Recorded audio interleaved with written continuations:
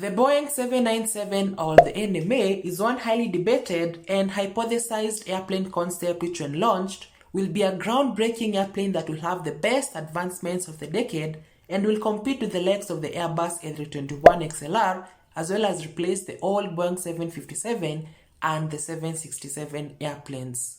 Therefore, when Boeing finally launches this airplane, airlines will most certainly respond positively and place orders for it, right? Well, not exactly. It turns out that the world may no longer need this highly anticipated airplane, and this presents one big problem for Boeing in that the aerospace company may be on the verge of launching an airplane which airlines may not be in need of. So, why might airlines not want the Boeing 797? Let's find out.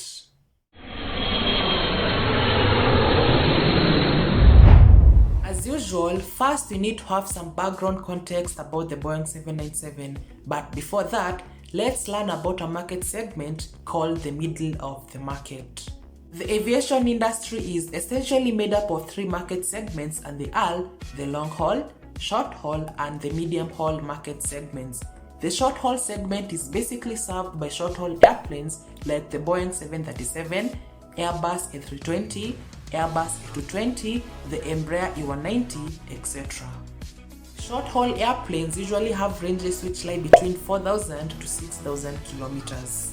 The long-haul segment, on the other hand, is the exact opposite of the short-haul segment, and it comprises of airplanes which have long ranges like the Airbus A380, the Airbus A350, the Boeing 787, the 777, among many others.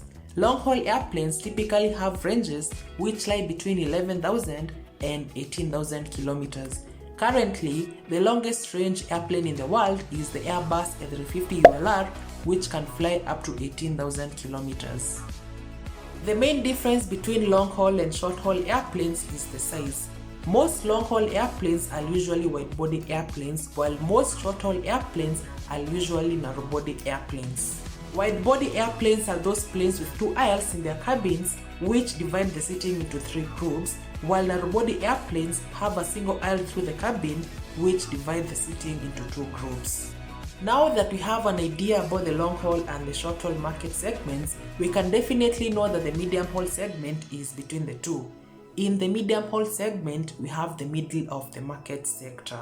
The middle of the market segment is comprised of airplanes which have a capacity which is between the long haul and the short haul airplanes, and such planes normally have a capacity of between 220 to 260 and have a range of between 7,000 to 9,000 kilometers.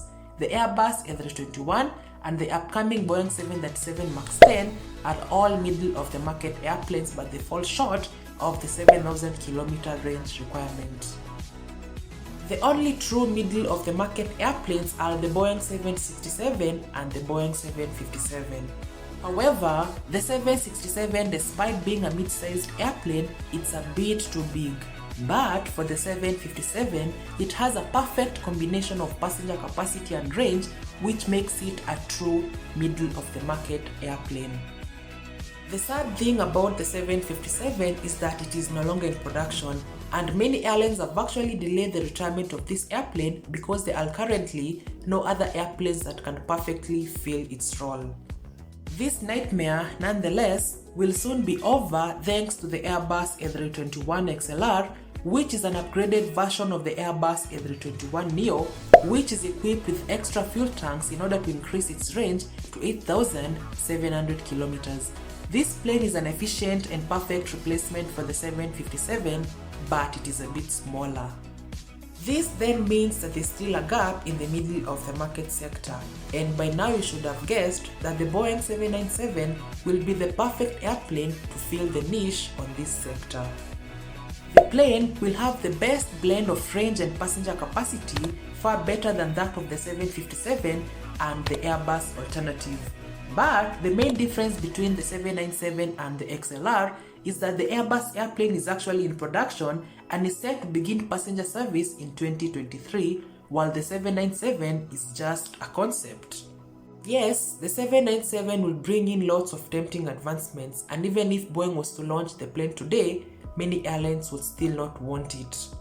This is because new airplane programs usually take years to develop, since research has to be done, a supply chain for the airplane components be developed, and once the plane has been built, it will have to be tested extensively in a test campaign program, which will take time. Taking all this into account, a 797 would probably take up to 6 years for it to begin passenger operations with airlines, and if any delays come up during this process, its entry into service will further be pushed back. So, for an airline in need of a middle-of-the-market airplane, why not just go for the Airbus offering, which will come in a lot sooner than the 797, and this alone will make airlines not want the 797 because all the 757s flying today can't be kept in service till the 797 is ready to replace them. Another reason as to why airlines may not want the 797 is due to training.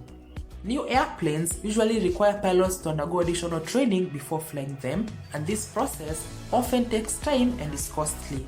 A new 797 will most definitely have some form of commonality with other Boeing airplanes, meaning Boeing will try as much as possible to smoothen this transition process to the 797. But it will mean airlines will have to acquire flight simulators, which are used to train pilots to fly planes, and these simulators alone will be expensive. If an airline chooses the Airbus A321XLR, its pilots will only need minimal additional training to fly the plane, since the airplane will technically be just like any other Airbus A321. This again shows why airlines will favor the Airbus airplane as opposed to the Boeing 797, because purchasing the Airbus airplane will have more gains than losses. Finally, the 797 will most likely be more expensive than its Airbus alternative. This is because the plane will be made using advanced materials like lightweight carbon composites as compared to the Airbus airplane, which is made from aluminum.